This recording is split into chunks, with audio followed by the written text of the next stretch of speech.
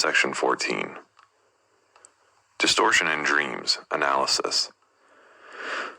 The patient's husband, an honest and capable meat salesman, had told her the day before that he was growing too fat and that he meant to undergo treatment for obesity.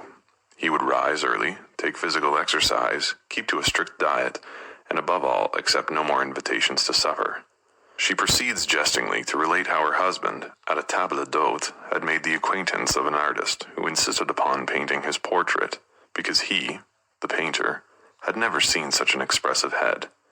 But her husband had answered in his downright fashion that while he was much obliged, he would rather not be painted, and he was quite convinced that a bit of a pretty girl's posterior would please the artist better than his whole face.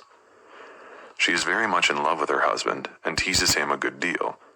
She has asked him not to give her any more caviar. What can that mean? Goethe.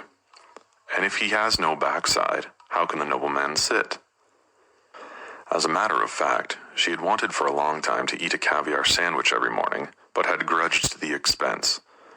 Of course she could get the caviar from her husband at once if she asked for it, but she has, on the contrary, begged him not to give her any caviar so that she might tease him about it a little longer. To me, this explanation seems thin. Unconfessed motives are wont to conceal themselves behind just such unsatisfying explanations. We are reminded of the subjects hypnotized by Bernheim, who carried out post-hypnotic order, and who, on being questioned as to their motives, instead of answering, "I do not know why I did that," had to invent a reason that was obviously inadequate. There is probably something similar to this in the case of my patient's caviar. I see that in waking life she is compelled to invent an unfulfilled wish. Her dream also shows her the non-fulfillment of her wish. But why does she need an unfulfilled wish? The ideas elicited so far are insufficient for the interpretation of the dream. I press for more. After a short pause, which corresponds to the overcoming of a resistance, she reports that the day before she had paid a visit to a friend of whom she is really jealous, because her husband is always praising this lady so highly. Fortunately, this friend is very thin and lanky, and her husband likes full figures. Now of what did this thin friend speak? Of course, of her wish to become rather plumper. She also asked my patient, "When are you going to invite us again? You always have such good food." Now the meaning of the dream is clear.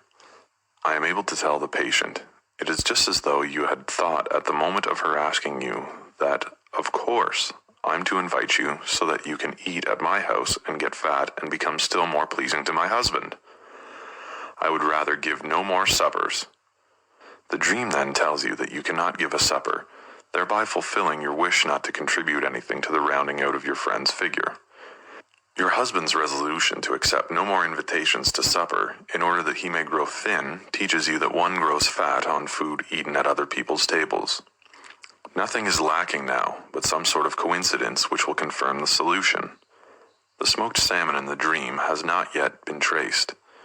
How did you come to think of salmon in your dream? Smoked salmon is my friend's favorite dish, she replied. It happens that I know the lady, and am able to affirm that she grudges herself salmon, just as my patient grudges herself caviar. This dream admits of yet another and more exact interpretation, one which is actually necessitated only by a subsidiary circumstance. The two interpretations do not contradict one another, but rather dovetail into one another, and furnish an excellent example of the usual ambiguity of dreams, as of all other psychopathological formations. We have heard that at the time of her dream, of a denied wish, the patient was impelled to deny herself a real wish, the wish to eat caviar sandwiches. Her friend, too, had expressed a wish, namely, to get fatter, and it would not surprise us if our patient had dreamt that this wish of her friend's, the wish to increase in weight, was not to be fulfilled. Instead of this, however, she dreamt that one of her own wishes was not fulfilled. The dream becomes capable of a new interpretation if in the dream she does not mean herself, but her friend. If she has put herself in the place of her friend, or, as we may say, has identified herself with her friend. I think she has actually done this, and as a sign of this identification she has created for herself in real life an unfulfilled wish. But what is the meaning of this hysterical identification? To elucidate this, a more exhaustive exposition is necessary. Identification is a highly important motive in the mechanism of hysterical symptoms. By this means, patients are enabled to express in their symptoms not merely their own experiences, but the experiences of quite a number of other persons. They can suffer, as it were, for a whole mass of people, and fill all the parts of a drama with their own personalities. It will here be objected that this is the well-known hysterical imitation, the ability of hysterical subjects to imitate all the symptoms which impress them when they occur in others, as though pity were aroused to the point of reproduction. This, however, only indicates the path which the psychic process follows in hysterical imitation.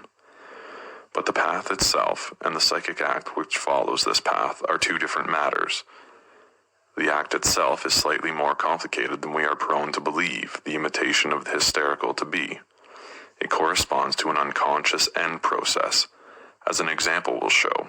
The physician who has, in the same ward with other patients, a female patient suffering from a particular kind of twitching, is not surprised if one morning he learns that this peculiar hysterical affection has found imitators. He merely tells himself, the others have seen her and have imitated her. This is psychic infection. Yes, but psychic infection occurs somewhat in the following manner. As a rule, patients know more about one another than the physician knows about any one of them, and they are concerned about one another when the doctor's visit is over. One of them has an attack today. At once it is known to the rest that a letter from home, a recrudescence of lovesickness, or the like, is the cause. Their sympathy is aroused, and although it does not emerge into consciousness, they form the following conclusion. If it is possible to suffer such an attack from such a cause, I too may suffer this sort of an attack, for I have the same occasion for it. If this were a conclusion capable of becoming conscious, it would perhaps express itself in dread of suffering a like attack, but it is formed in another psychic region, and consequently ends in the realization of the dreaded symptoms. Thus, identification is not mere imitation, but an assimilation based upon the same etological claim. It expresses a just like, and refers to some common condition which has remained in the unconscious. In hysteria, identification is most frequently employed to express a sexual community. The hysterical woman identifies herself by her symptoms most readily, though not exclusively, with persons with whom she has had sexual relations, or who have had sexual intercourse with the same persons as herself. Language takes cognizance of this tendency. Two lovers are said to be one. In hysterical fantasy, as well as in dreams, identification may ensue if one simply thinks of sexual relations. They need not necessarily become actual. The patient is merely following the rules of the hysterical processes of thought when she expresses her jealousy of her friend, which for that matter, she herself admits to be unjustified. By putting herself in her friend's place in her dream and identifying herself with her by fabricating a symptom, the denied wish. One might further elucidate the process by saying, in the dream she puts herself in the place of her friend, because her friend has taken her own place in relation to her husband, and because she would like to take her friend's place in her husband's esteem. I myself regret the inclusion of such passages from the psychopathology of hysteria, which, because of their fragmentary presentation, and because they are torn out of their context, cannot prove to be very illuminating. If these passages are capable of throwing any light upon the intimate relations between dream and psychoneurosis, they have served the intention with which I have included them. The contradiction of my theory of dreams on the part of another female patient, the most intelligent of all my dreamers, was solved in a simpler fashion, though still in accordance with the principle that the non-fulfillment of one wish signified the fulfillment of another. I had one day explained to her that a dream is a wish fulfillment. On the following day, she related a dream to the effect that she was traveling with her mother-in-law to the place in which they were both to spend the summer. Now I knew that she had violently protested against spending the summer in the neighborhood of her mother-in-law.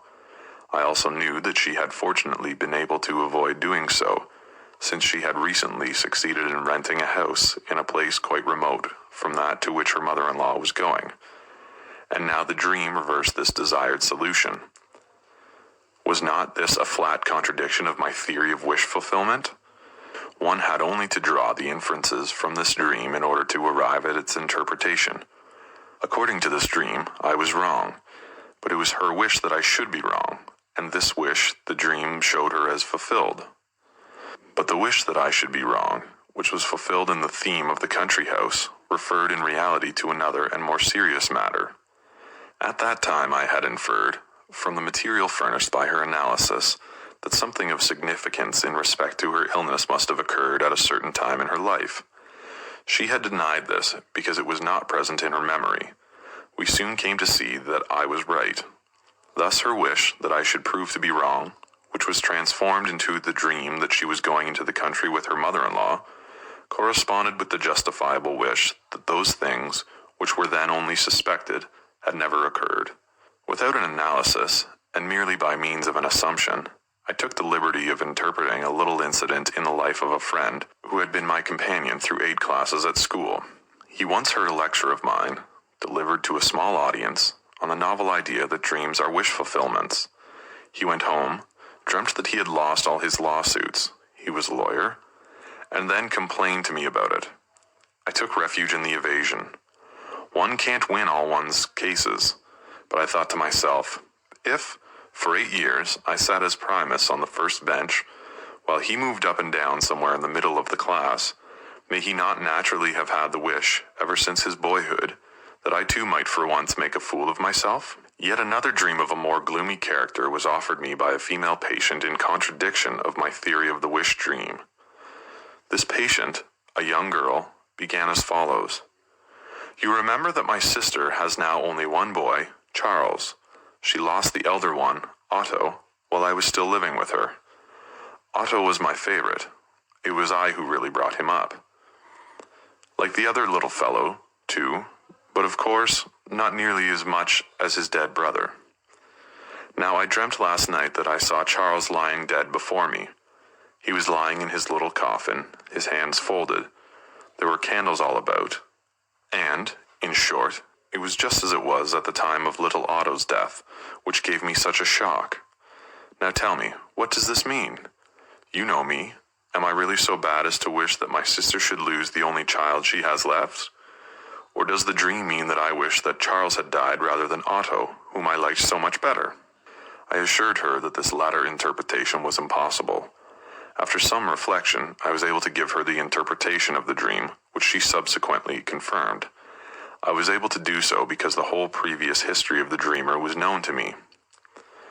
Having become an orphan at an early age, the girl had been brought up in the home of a much older sister, and had met, among the friends and visitors who frequented the house, a man who made a lasting impression upon her affections.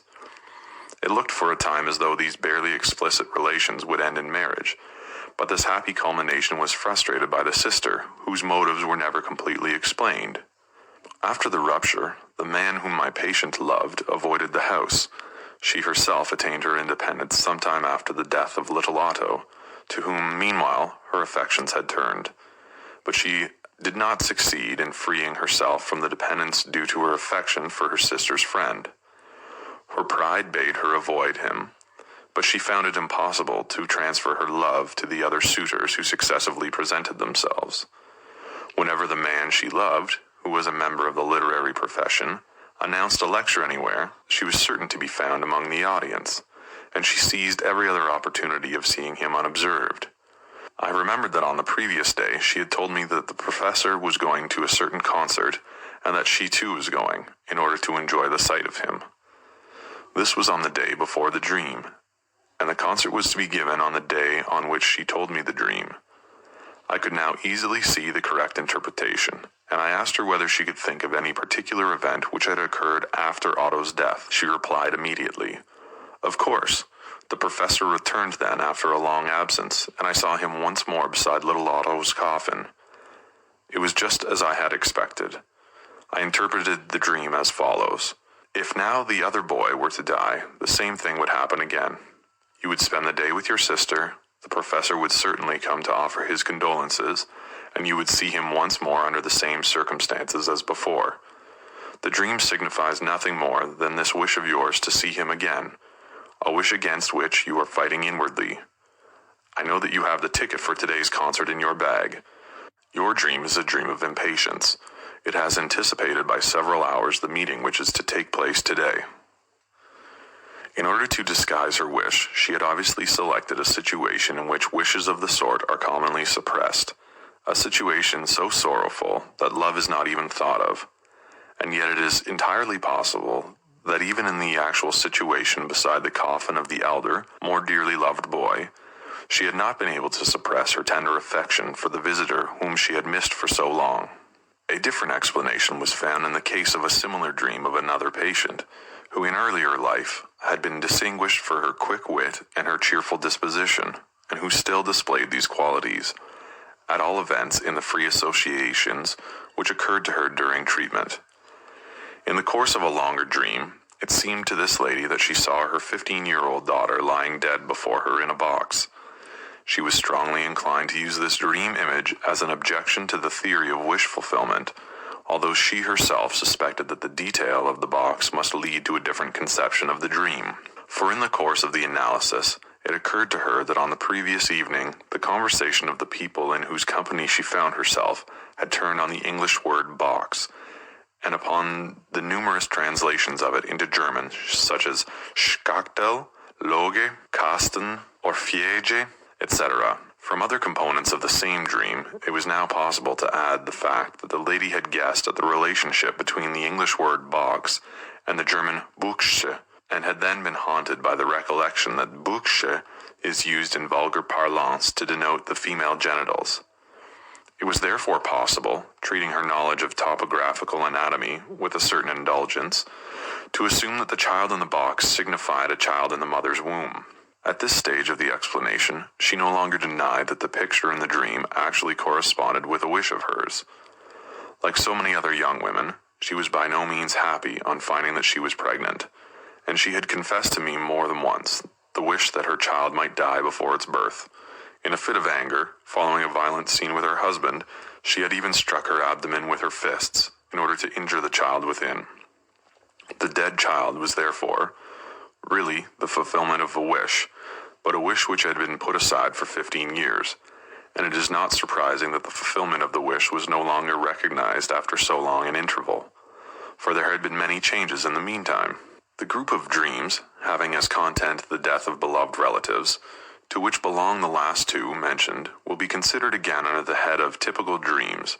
I shall then be able to show, by new examples, that in spite of their undesirable content, all these dreams must be interpreted as wish fulfillments. For the following dream, which again was told to me in order to deter me from a hasty generalization of my theory, I am indebted, not to a patient, but to an intelligent jurist of my acquaintance. I dream, my informant tells me, that I am walking in front of my house with a lady on my arm. Here, a closed carriage is waiting. A man steps up to me, shows me his authorization as a police officer, and requests me to follow him. I ask only for time in which to arrange my affairs. The jurist then asks me, "Can you possibly suppose that it is my wish to be arrested?" Of course not, I have to admit. Do you happen to know upon what charge you were arrested? Yes, I believe for infanticide. Infanticide? But you know that only a mother can commit this crime upon her newborn child. That is true. And under what circumstances did you dream this? What happened on the evening before? I would rather not tell you. It is a delicate matter. But I need it. Otherwise we must forego the interpretation of the dream. Well then, I will tell you. I spent the night, not at home, but in the house of a lady who means a great deal to me. When we awoke in the morning, something again passed between us. Then I went to sleep again and dreamt what I have told you. The woman is married? Yes. And you do not wish her to conceive? No, that might betray us. Then you do not practice normal coitus? I take the precaution to withdraw before ejaculation. Am I to assume that you took this precaution several times during the night, and that in the morning you were not quite sure whether you had succeeded? That might be so. Then your dream is the fulfillment of a wish. By the dream, you are assured that you have not begotten a child, or, what amounts to the same thing, that you have killed the child. I can easily demonstrate the connecting links. Do you remember, a few days ago we were talking about the troubles of matrimony, and about the inconsistency of permitting coitus so long as no impregnation takes place, while at the same time any preventive act committed after the ovum and the semen meet and a fetus is formed is punished as a crime? In this connection, we recalled the medieval controversy about the moment of time at which the soul actually enters into the fetus, since the concept of murder becomes admissible only from that point onwards. Of course, too, you know the gruesome poem by Lanau, which puts infanticide and birth control on the same plane. Strangely enough, I happened, as though by chance, to think of Lanau this morning. Another echo of your dream. And I shall now show you yet another incidental wish fulfillment in your dream. You walk up to your house with the lady on your arm, so you take her home instead of spending the night at her house, as you did in reality. The fact that the wish fulfillment, which is the essence of the dream, disguises itself in such an unpleasant form, has perhaps more than one explanation. From my essay on the etiology of anxiety neurosis, you will see that I note coitus interruptus as one of the factors responsible for the development of neurotic fear. It would be consistent with this if, after repeated coitus of this kind, you were left in an uncomfortable frame of mind, which now becomes an element of the composition of your dream. You even make use of this uncomfortable state of mind to conceal the wish fulfillment. At the same time, the mention of infanticide has not yet been explained. Why does this crime, which is peculiar to females, occur to you? I will confess to you that I was involved in such an affair years ago. I was responsible for the fact that a girl tried to protect herself from the consequences of a liaison with me by procuring an abortion. I had nothing to do with the carrying out of her plan, but for a long time I was naturally worried in case the affair might be discovered. I understand. This recollection furnished a second reason why the supposition that you had performed coitus interruptus clumsily might have been painful to you. It often happens that a dream is told incompletely, and that a recollection of the omitted portions appears only in the course of the analysis. These portions, when subsequently fitted in, invariably furnish the key to the interpretation. Cf. Chapter 7, on Forgetting of Dreams. A young physician who heard this dream related in my lecture room must have felt that it fitted him, for he hastened to imitate it by a dream of his own, applying its mode of thinking to another theme. On the previous day, he had furnished a statement of his income, a quite straightforward statement, because he had little to state. He dreamt that an acquaintance of his came from a meeting of the tax commission and informed him that all the other statements had passed unquestioned, but that his own had aroused a general suspicion, with the result that he would be punished with a heavy fine. This dream is a poorly disguised fulfillment of the wish to be known as a physician with a large income. It also calls to mind the story of the young girl who was advised against accepting her suitor because he was a man of quick temper, who would assuredly beat her after their marriage. Her answer was, "I wish he would strike me." Her wish to be married was so intense that she had taken into consideration the discomforts predicted for this marriage. She had even raised them to the plane of a wish. If I group together the very frequent dreams of this sort, which seem flatly to contradict my theory, in that they embody the denial of a wish, or some occurrence obviously undesired, under the head of counter-wish dreams, I find that they may all be referred to two principles, one of which has not yet been mentioned, though it plays a large part in waking as well as dream life. One of the motives inspiring these dreams is the wish that I should appear in the wrong. These dreams occur regularly in the course of treatment whenever the patient is in a state of resistance. Indeed, I can with a great degree of certainty count on evoking such a dream once I have explained to the patient my theory that the dream is a wish fulfillment. Indeed, I have reason to expect that many of my readers will have such dreams, merely to fulfill the wish that I may prove to be wrong. The last dream which I shall recount, from among those occurring in the course of treatment once more, demonstrates this very thing. A young girl who had struggled hard to continue my treatment, against the will of her relatives and the authorities whom they had consulted, dreamt the following dream. At home she is forbidden to come to me any more. She then reminds me of the promise I made her to treat her for nothing if necessary, and I tell her I can show no consideration in money matters. It is not at all easy in this case to demonstrate the fulfillment of a wish, but in all cases of this kind there is a second problem, the solution of which helps also to solve the first. Where does she get the words which she puts into my mouth? Of course, I've never told her anything of the kind, but one of her brothers, the one who has the greatest influence over her, has been kind enough to make this remark about me. It is then the purpose of the dream to show that her brother is right, and she does not try to justify this brother merely in the dream. It is her purpose in life and the motive of her illness. A dream, which at first sight presents peculiar difficulties for the theory of wish fulfillment, was dreamed by a physician and interpreted by him. I have and see on the last phalange of my left forefinger a primary syphilitic infection. One may perhaps be inclined to refrain from analyzing this dream, since it seems clear and coherent, except for its unwished-for content. However, if one takes the trouble to make an analysis, one learns that primary affection reduces itself to prima affectio, first love, and that the repulsive sore, in the words of Starkey, proves to be the representative of wish fulfillments charged with intense emotion. The other motive for counter-wish dreams is so clear that there is a danger of overlooking it, as happened in my own case for such a long time. In the sexual constitution of many persons, there is a masochistic component, which has arisen through the conversion of the aggressive, sadistic component into its opposite. Such people are called ideal masochists if they seek pleasure, not in the bodily pain which may be inflicted upon them, but in humiliation and psychic chastisement. It is obvious that such persons may have counter-wish dreams and disagreeable dreams, yet these are for them nothing more than wish fulfillments, which satisfy their masochistic inclinations. Here is such a dream. A young man, who in earlier youth greatly tormented his elder brother, toward whom he was homosexually inclined, but who has since undergone a complete change of character, has the following dream, which consists of 3 parts. 1. He is teased by his brother. 2.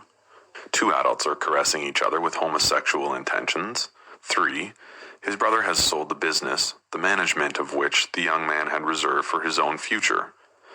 From this last dream, he awakens with the most unpleasant feelings, and yet it is a masochistic wish dream, which might be translated. It would serve me right if my brother were to make that sale against my interests. It would be punishment for all the torments he has suffered at my hands. I hope that the examples given above will suffice, until some further objection appears, to make it seem credible that even dreams with painful content are to be analyzed as wish fulfillments.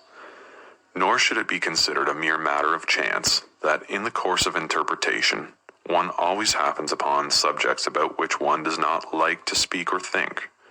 The disagreeable sensation which such dreams arouse is of course precisely identical with the antipathy which would, and usually does, restrain us from treating or discussing such subjects, an antipathy which must be overcome by all of us if we find ourselves obliged to attack the problem of such dreams. But this disagreeable feeling which recurs in our dreams does not preclude the existence of a wish. Everyone has wishes which he would not like to confess to others, which he does not care to admit even to himself. On the other hand, we feel justified in connecting the unpleasant character of all these dreams with the fact of a dream distortion, and in concluding that these dreams are distorted, and that their wish fulfillment is disguised beyond recognition, precisely because there is a strong revulsion against a will to repress the subject matter of the dream, or the wish created by it. Dream distortion, then, proves in reality to be an act of censorship. We shall have included everything which the analysis of disagreeable dreams has brought to light if we reword our formula thus: the dream is the disguised fulfillment of a suppressed, repressed wish. I will here anticipate by citing the amplification and modification of this fundamental formula propounded by Otto Rank. On the basis of, and with the aid of, repressed infantile sexual material, dreams regularly represent as fulfilled current, and as a rule also erotic, wishes in a disguised and symbolic form. Nowhere have I said that I have accepted this formula of ranks. The shorter version contained in the text seems to me sufficient. But the fact that I merely mentioned Ranks' modification was enough to expose psychoanalysis to the oft-repeated reproach that it asserts that all dreams have sexual content. If one understands this sentence as it is intended to be understood, it only proves how little conscientiousness our critics are wont to display, and how ready our opponents are to overlook statements if they do not accord with their aggressive inclinations. Only a few pages back, I mentioned the manifold wish fulfillments of children's dreams to make an excursion on land and or water, to make up for an omitted meal, etc. Elsewhere, I have mentioned dreams excited by thirst and the desire to evacuate, and mere comfort or convenience dreams. Even Rank does not make an absolute assertion. He says, as a rule, also erotic wishes, and this can be completely confirmed in the case of most dreams of adults.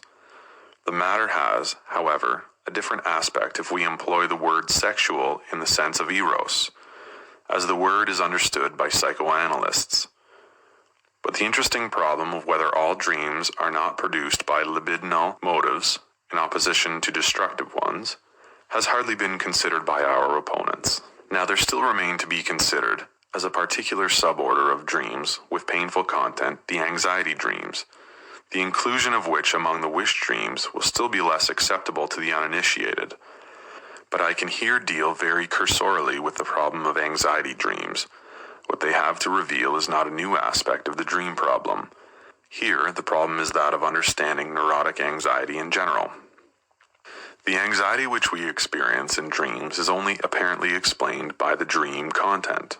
If we subject that content to analysis, we become aware that the dream anxiety is no more justified by the dream content than the anxiety in a phobia is justified by the idea to which the phobia is attached. For example, it is true that it is possible to fall out of a window, and that a certain care must be exercised when one is at a window, but it is not obvious why the anxiety in the corresponding phobia is so great, and why it torments its victims more than its cause would warrant. The same explanation which applies to the phobia applies to the anxiety dream. In either case, the anxiety is only fastened onto the idea which accompanies it, and is derived from another source. On account of this intimate relation of dream anxiety to neurotic anxiety, the discussion of the former obliges me to refer to the latter. In a little essay on anxiety neurosis, written in 1895, I maintain that neurotic anxiety has its origin in the sexual life, and corresponds to a libido which has been deflected from its object and has found no employment. The accuracy of this formula has since then been demonstrated with ever-increasing certainty. From it, we may deduce the doctrine that anxiety dreams are dreams of sexual content, and that the libido appertaining to this content has been transformed into anxiety. Later on, I shall have an opportunity of confirming this assertion by the analysis of several dreams of neurotics. In my further attempts to arrive at a theory of dreams, I shall again have occasion to revert to the conditions of anxiety dreams and their compatibility with the theory of wish fulfillment. End of section 14.